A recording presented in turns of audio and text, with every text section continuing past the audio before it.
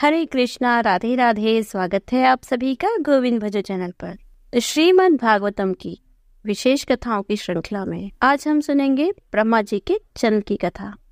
तो चलिए वीडियो शुरू करते हैं। क्या आप जानते हैं ब्रह्मा जी की भी आयु है और वे भी 100 वर्षों तक जीते हैं।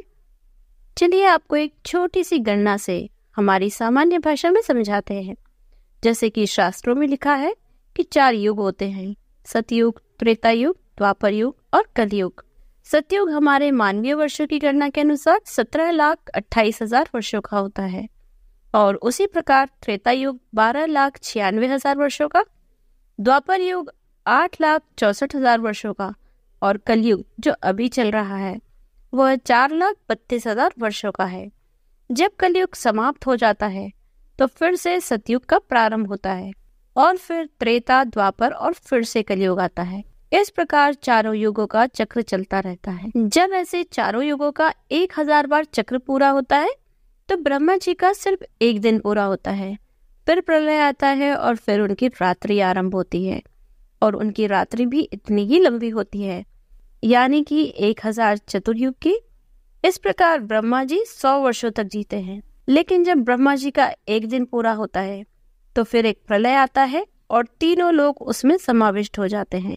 1000 चतुर्युग बीतने के बाद जब उनकी रात्रि समाप्त होती है और फिर से नया दिन प्रारंभ होता है तो वे फिर से इस भौतिक जगत की सृष्टि करते हैं। तो आज हम जानेंगे कि किस प्रकार ब्रह्मा जी का जन्म हुआ और कैसे वे सृष्टि की रचना करते हैं।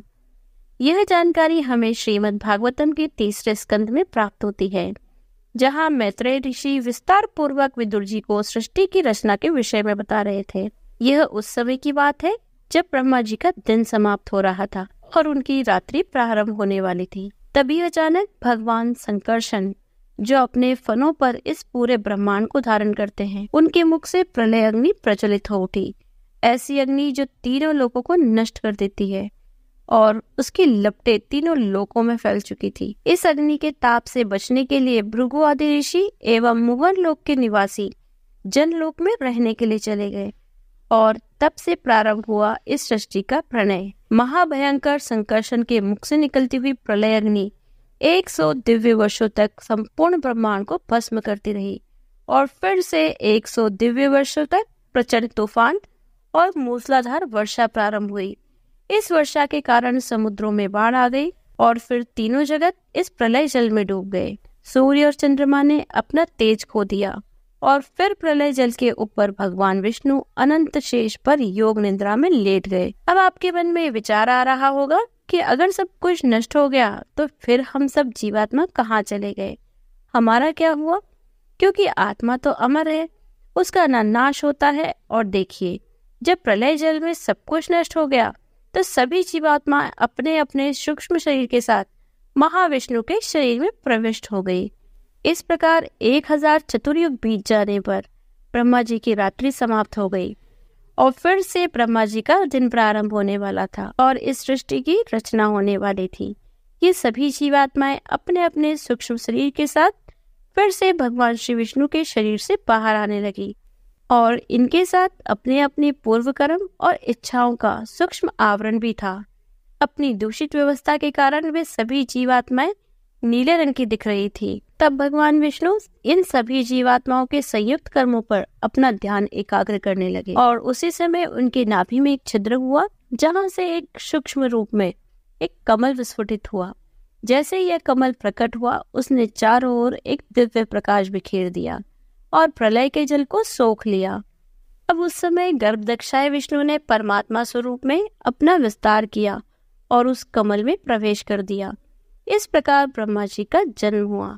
जन्म होते ही ब्रह्मा जी अपने जन्म के स्रोत को ढूंढने के लिए चारों दिशाओं में देखने लगे, इसलिए उन्हें 4 सर प्राप्त हुए। अब उनकी जिज्ञासा और बढ़ने लगी, क्योंकि चारों ओर तो शून्य आकाश फैला हुआ था। इसलिए उन्होंने सोचा कि मैं जिस कमल से आया हूँ उसी के अंदर जाकर देखता हूँ कि इसका आरंभ आखिर कहाँ से हो रहा है। यह सोचकर ब्रह्मा जी ने उस कमल की खोखली डंडी में प्रवेश किया और नीचे की ओर जाने लगे। आश्चर्य की बात यह हुई कि भगवान विष्णु की नाभि तक पहुंचने के बाद भी ब्रह्मा जी नहीं समझ पाए कि आखिर उनका उद्भव कहाँ से और कैसे हो रहा है। इसलिए वे वापस अपने कमल आसन पर आ गए।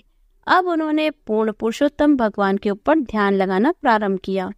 इस प्रकार उन्होंने 100 दिव्य वर्षों तक तपस्या की और फिर उनके समक्ष प्रकट हुए पूर्ण पुरुषोत्तम परम भगवान। ब्रह्मा जी ने शेषनाग की श्वेत देह पर विश्राम करते हुए गर्भदक्षाय विष्णु को देखा। उनके देदीप्यमान सुंदर स्वरूप को देखकर वे अभिभूत हो गए और वे समझ गए कि उनके समक्ष और कोई नहीं अपितु स्वयं भगवान उपस्थित हैं।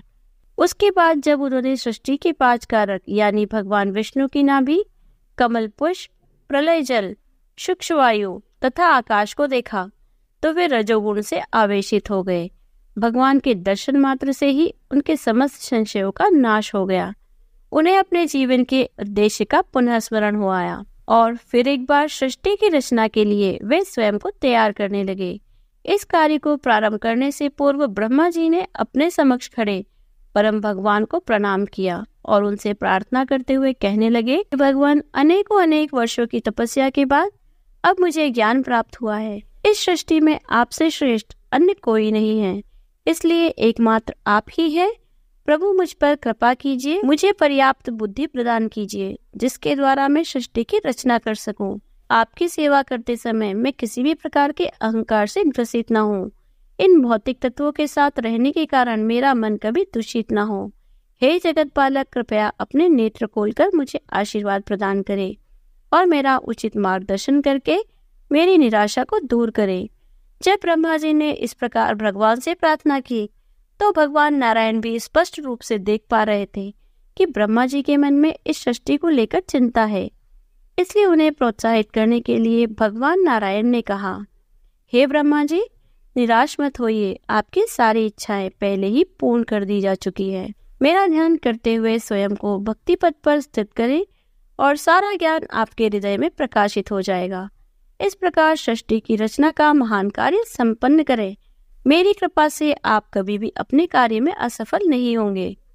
यदि आप अपने चित्त को मुझ में स्थिर रखेंगे तो तथाकथित भौतिक कार्य करते समय भी आप रजोगुण से प्रभावित नहीं होंगे। मैं आपकी प्रार्थनाओं से अति प्रसन्न हूँ।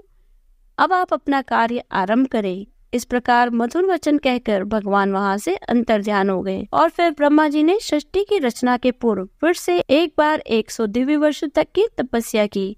उसके बाद उन्होंने फिर एक बार इस सृष्टि की संपूर्ण रचना की।